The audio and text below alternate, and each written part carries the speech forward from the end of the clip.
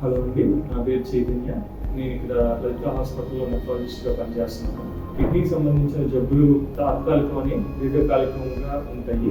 తాత్కాలిక సమస్యలు అంటే నొప్పి బిళ్ళల వల్ల కానీ, నాటు వైద్యాల వల్ల కానీ, కిడ్నీలో ఇన్ఫెక్షన్ రావడం వల్ల కానీ, వీటిని సకాలంలో వైద్యం చేయించుకుంటే పూర్తిగా సరవుతాయి. క్రానిక్ కిడ్నీ డిసీజ్ అనేది ఇవి రావడానికి చాలా కారణాలు ఉంటాయి. హైపర్ టెన్షన్ అంటే షుగర్, బీపీలు సరిగ్గా కంట్రోల్ అవ్వకపోవడం వల్ల వస్తున్నాయి. దీర్ఘకాలికంగా నొప్పి బిళ్ళలు వాడినప్పుడు కూడా ఇలాగ క్రానిక్ కిడ్నీ డిసీజ్ వస్తుంది.